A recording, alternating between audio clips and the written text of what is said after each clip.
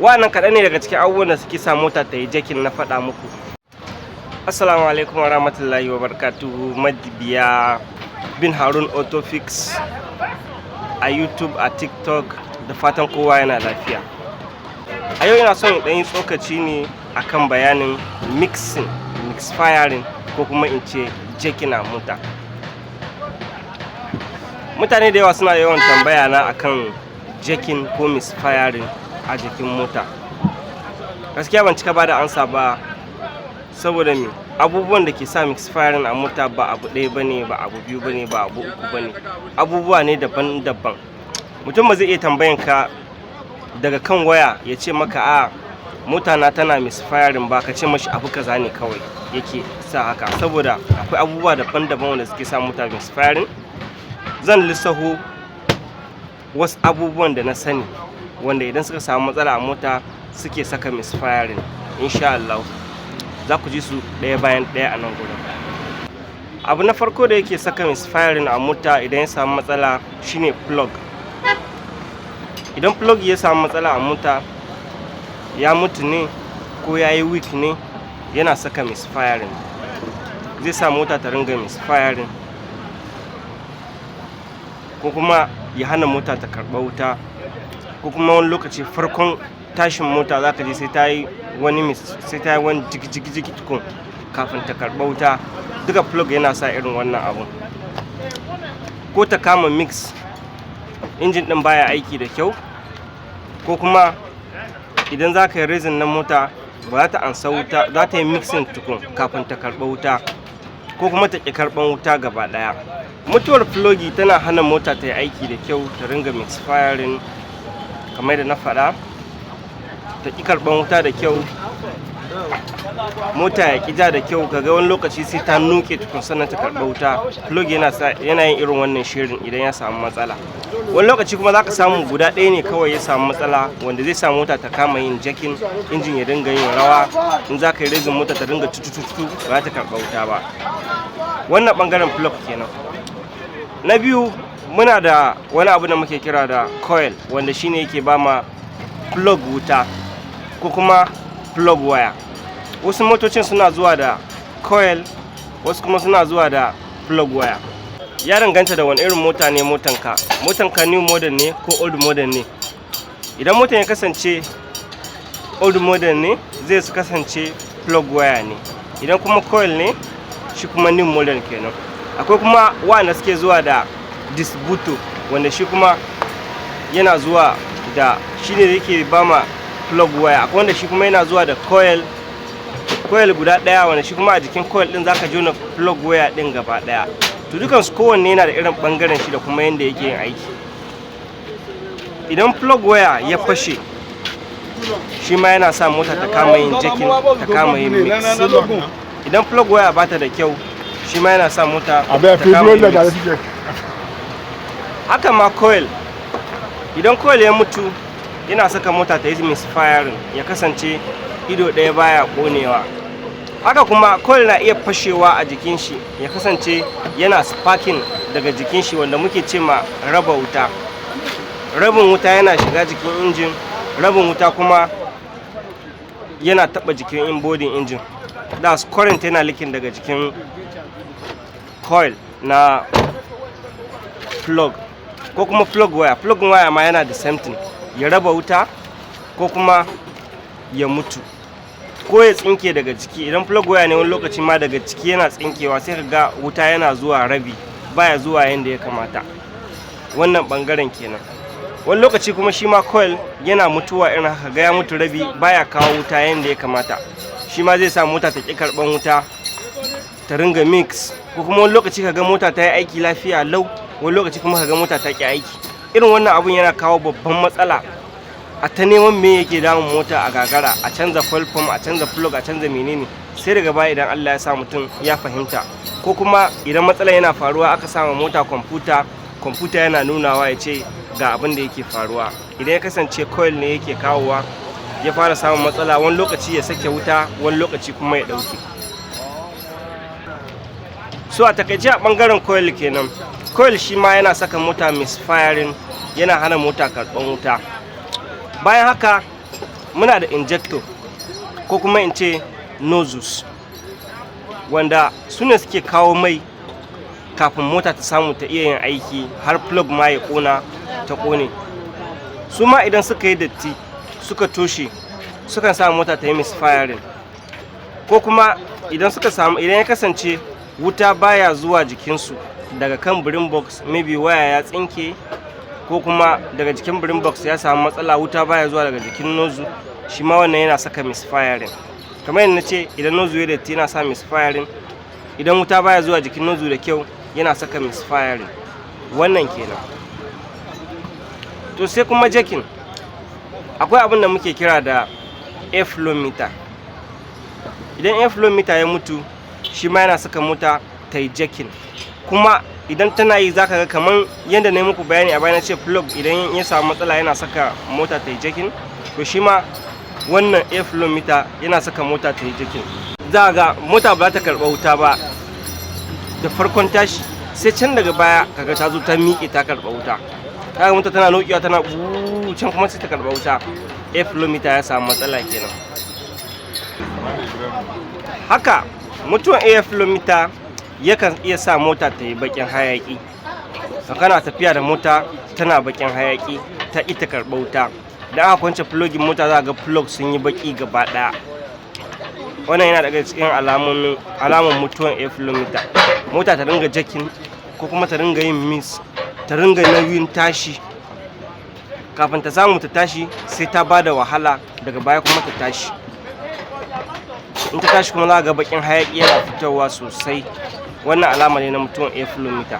Akwai kuma yadda yake mutuwa, shi kuma ba za ta yi bakin hayaki ba, amma kuma mota za ta ringa nukewa, ta ƙi karɓar wuta yadda ya kamata, sai can daga baya kuma ga ta karɓa wuta. Shi ma duka alaman mutuwar air flow meter ne.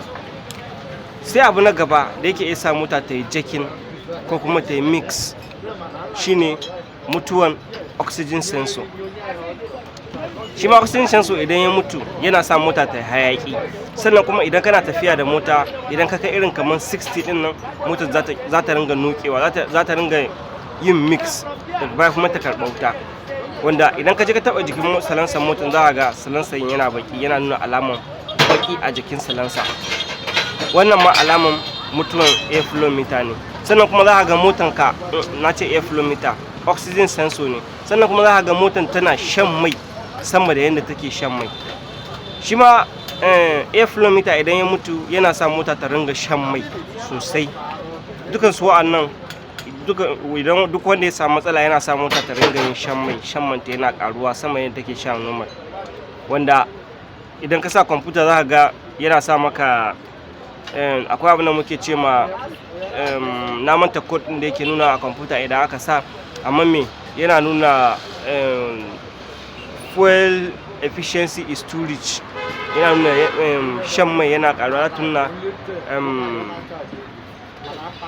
oxygen sensor bank 1 sensor 1 is too rich, idan kuma kaɗan yayi zai sa is too lean.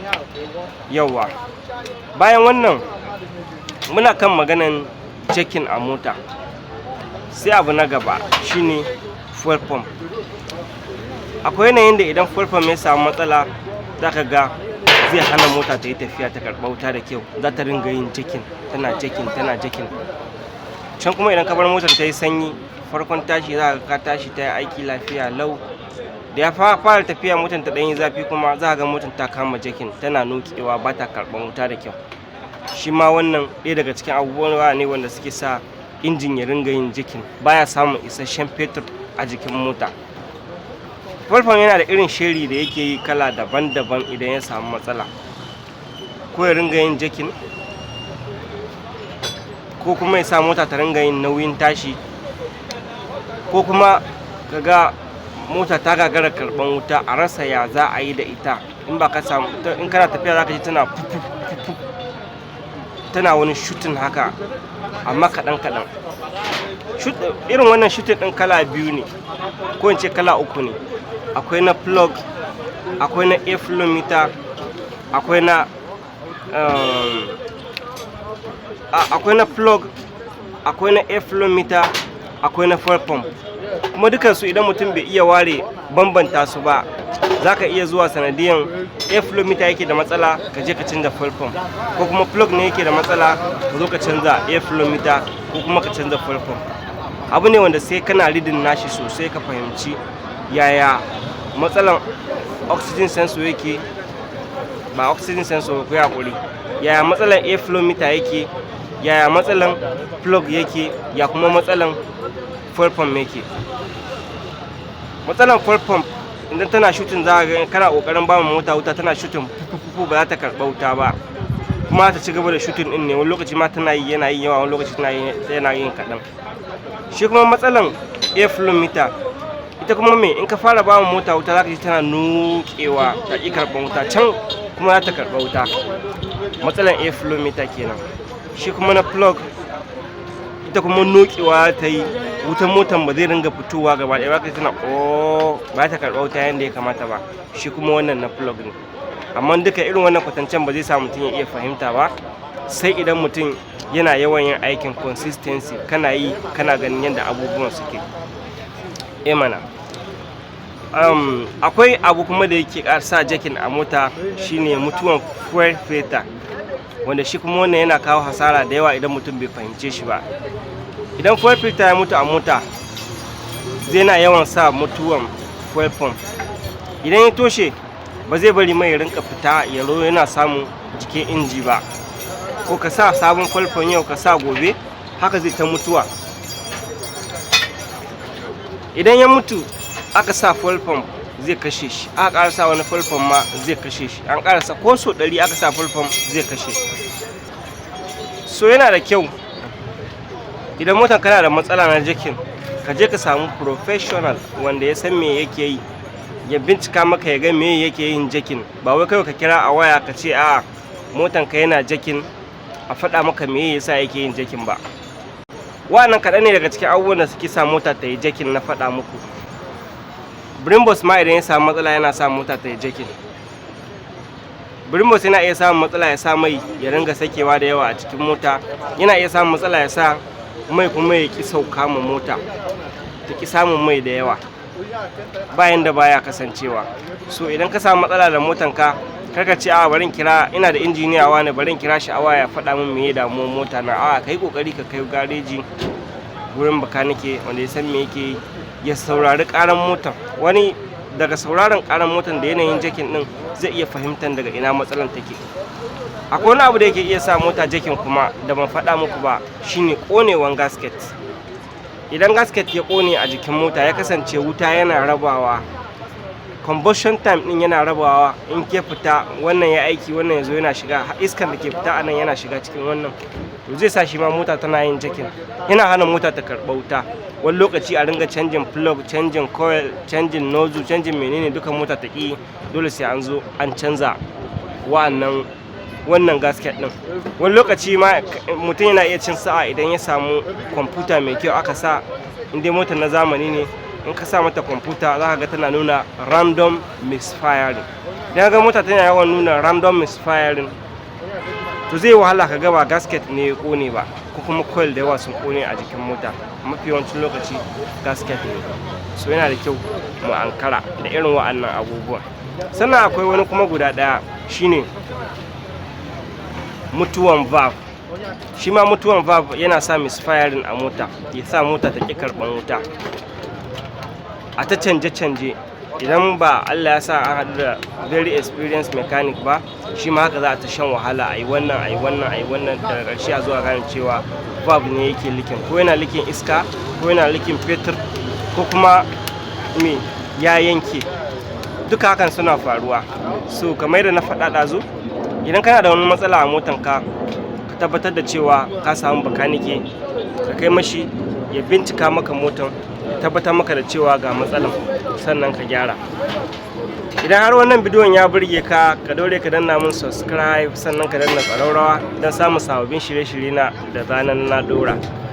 Naku ne injiniya Ibrahim, wanda ka fi sani da Bin Harun Autofix, mai zaƙulo muku matsalolin motoci da kuma faɗa muku yadda za a warware su. Allah ya sa mu dace. A nan zan tsaya, sai kuma kun ji ni a cikin wani sabon bidiyo na da zan sake zuwa gaba insha Allah. In na samu wani update kuma zan sake kawo muku. Allah ya taimake mu, Allah ya samu dace.